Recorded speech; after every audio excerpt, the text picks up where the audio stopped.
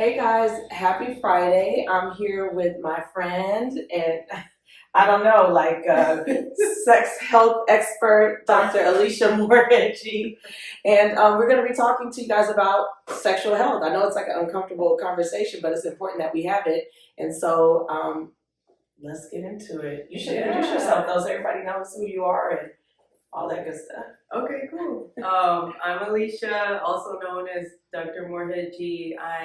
I'm not a sexual health expert, but I work in HIV prevention at AltaMed Health Services. Mainly, I do primary care, so I do general adult care. I see people in clinic for anything, but we do a lot of work in preventing HIV. So we're going to talk a little bit about sexual health. And the PrEP pill. Yes, the PrEP pill. We'll get to that. I love it. All right, I'm ready. Let's talk about it. Okay, so I'm just going to ask you questions and we'll go back and forth. I love it. So what does sexual health mean to you? Well, it means a lot now, right? We were talking about this a few weeks ago that it's different for me now because I'm in a transition in life, I'm single. And so there's certain things about sexual health that I never ever thought about, but now it's at the forefront of my mind. So it's really about being transparent with your partner, finding out what they got going on when they're not with you, are they being exclusive if they're not? And then I have a lot of self-responsibility. Even with those conversations, I still feel like it's my 100% responsibility to take care of myself. As far as, pregnancy, STDs, all of that stuff. So just being aware and being, what's the word? 100% accountable. That's the best way to put it. Ooh, 100%. It's up to no one else but me. Yeah, I think that's really good. I think you'll hear different things from different women. Some don't feel like their sexual health is in their control on the way. And so it's what we're trying to do is empower women to take more control over their sexual health. Right. And like you were saying, ask the right questions. Yep. Keep track of getting tested for STIs and HIV. Keeping up with your pap smears. So how often should you get tested for STDs? STDs, it depends on your activity, your sexual activity. So got it. So if you're getting it in a lot, test more often? Yeah. Okay. I mean, I always tell people test after or before each new partner. And, if it might be difficult to have these conversations, but if you're comfortable with your partner, you can have that conversation before you guys have sex. Mm-hmm. Say, hey, why don't we both get tested? Then we can both be sure, right? And then you can have sex. Yeah, that sounds good. I tell guys, get your COVID test. Are you vaccinated? Right. You might as well. Right. At this point, it should be a normalized conversation. Yeah. Yeah, I get it. It just sex for me sometimes could be really uncomfortable. So that's why I tend not to have the conversation. I just take care of myself, if that makes sense. Here's a condom. You know what I mean? Yeah. So, I don't know. Yeah. You guys are weird about sex. I think everybody is. It's, people don't talk about it that much. Yeah. That's funny. You shouldn't be though. I know. It's a normal human act, So the more we normalize it, the more we can normalize the conversations. And, maybe COVID does help a little bit because it is more normal to talk about COVID all the time now. Yeah. So you can always be like, oh, have you been tested for COVID? Have you been tested for HIV? Roll that right in there. Just, keep going. Okay, chlamydia, gonorrhea, syphilis, Well, this is the question. Do you feel like women are, especially Black women, are we more likely to talk to our physicians about, because I know for me, I'm super comfortable talking to my doctor about it, but then I talk to my sisters and I didn't ask her that. I'm not going to. So I just wonder, from your perspective, are women Do they come to you with questions, or do you feel like you have to pull to get information? It depends on the person, really. Yeah. Everybody is different. Some, I would say, like sometimes younger patients are more likely to just be like, oh, I need to get tested, and then the older patients might not say that. So Right. for me though, as a doctor, when anybody comes in, it doesn't matter how old they are, I tell them, hey, we need to check you for diabetes, we need to check your cholesterol, we need to check you for HIV, syphilis, and that's just part of our Regular screening. exactly. So we shouldn't be weird about it. Like, it's just No. normal. Yeah. no, like according to the national guidelines for medicine, Yeah. everyone should be tested for HIV at least once in their life. Got it. So if I'm looking at somebody's chart and I don't see the test there, Yeah. it's automatic. We're just gonna do it. Got it. Okay. Yeah. Get it done. Do you ever think about HIV as a part of sexual health, like as a woman? I do. I don't think it's in the forefront of my mind, but I do think about it because obviously, like we know, Black women are affected a lot more as far as other groups. So, like I said, it's different. I think that like coming out of a marriage, you don't think about those things, but then like becoming single, like to me, it's like a real thing. Like I ask those questions and I want to know. But to be honest with you, like when we were even talking about the PrEP pill, I had never even heard of the PrEP pill until I became involved with AltaMed, and then I saw it, and obviously I started doing my research and I understood what it was, but it was just things like something that small, like a medication I had never even heard of. I didn't even know that an option like that was available. So it was a wake-up call to me, like, oh, this is real, girl. You gotta. Yeah, we can talk about PrEP. Yeah. So for anybody who doesn't know what PrEP is, PrEP stands for pre-exposure prophylaxis, which basically it's a pill that you can take every day to prevent HIV.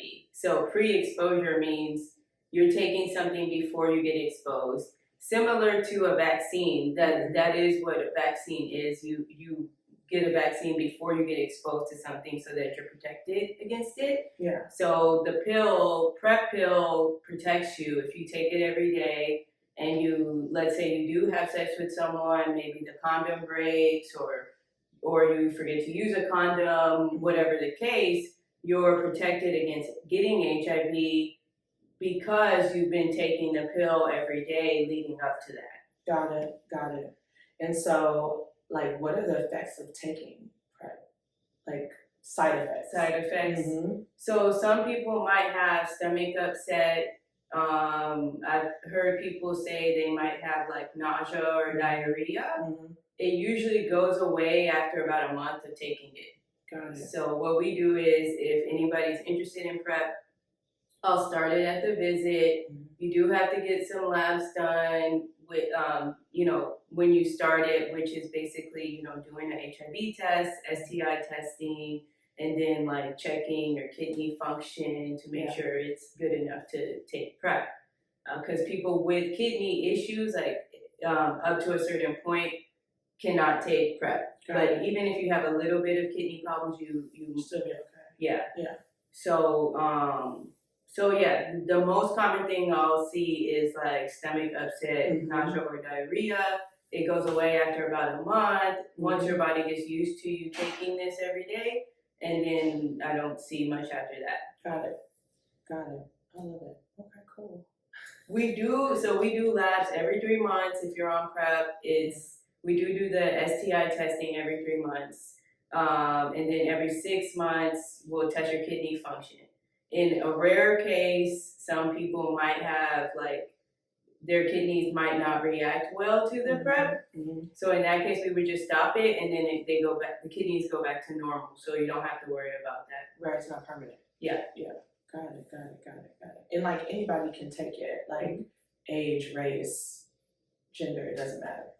Yes, well so for age, any adolescents can take PrEP because we know adolescents, might be having sex, so it's better to be protected.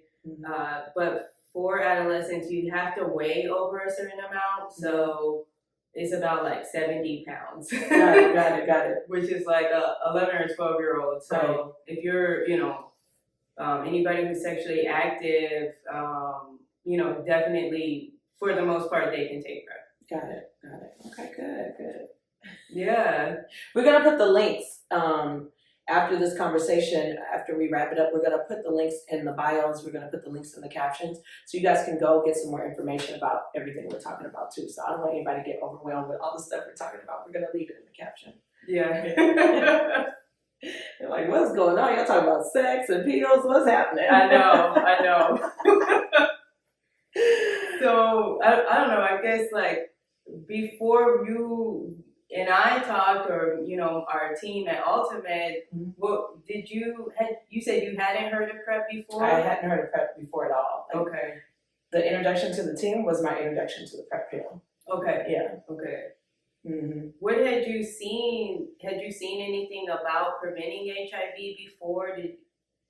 Or was it just you knew about condoms and that's it? Like I feel like I super traditional. Like use a condom,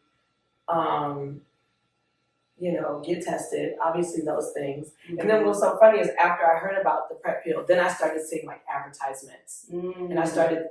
Obviously, because now you know what it is. I started seeing things, and I was like, "Oh, okay, that's the PrEP pill." And I would see, like billboards or even like ads and stuff. So, but prior to that, I didn't know much. To be honest with you, this has kind of pushed me to do more research, and kind of just like understand like sexual health a little bit more, and just open up my eyes a little bit. But honestly, it was just condoms and.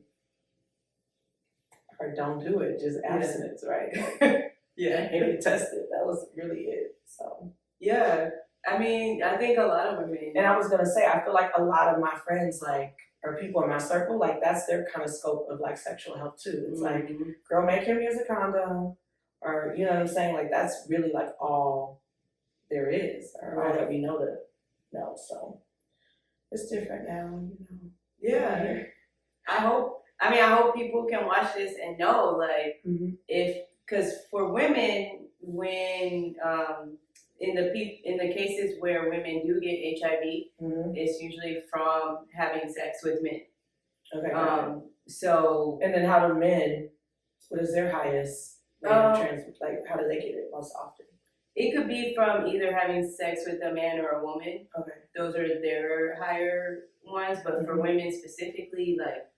Getting HIV, like the over 90% get it from having sex with men, versus like, there's other ways to get HIV. Right. You could get it through sharing needles or blood transfusion. Well, very low chance for blood transfusion, but back in the day that used to be a risk. Right. But for women, it is sex with men. So if like a woman's in a case where she feels like she's not comfortable talking to a guy about condoms. I can see that. Yeah, like she's kind of maybe lost her power in that dynamic with the man. She could go to her doctor and ask for PrEP. Yeah. That's her way of having control over herself, right? That's what we were talking about earlier. Like it's easier for me to take care of myself. Right. And that is what's most comfortable for me. So I can understand why other women do that too. Like, not being able to talk to their partner about condoms or their other partners, all of this stuff. That's like a real thing. So I get it. Yeah. Another thing is if you're, as a woman, if you do get tested for STIs and you end up having an STI like gonorrhea or syphilis, we would recommend PrEP because those two have higher rates of a person getting HIV, like the person is at higher risk of getting HIV if they get diagnosed with syphilis or gonorrhea. So we're telling all of our primary care providers, like, if you see that, then please mention PrEP because especially if the person's in a situation where they're not sure where it came from, or they're not comfortable talking to their partner about stuff like that, then definitely PrEP would be good. How are people like receptive to it? Like that's what I'm curious of. Like are people skeptical? Are they willing to take it? Like, what do you see as a physician when you offer it to patients? I see different, everybody's different. So some people are like, oh, okay, I need to think about it, which is the case, honestly, with any new medication. Yeah.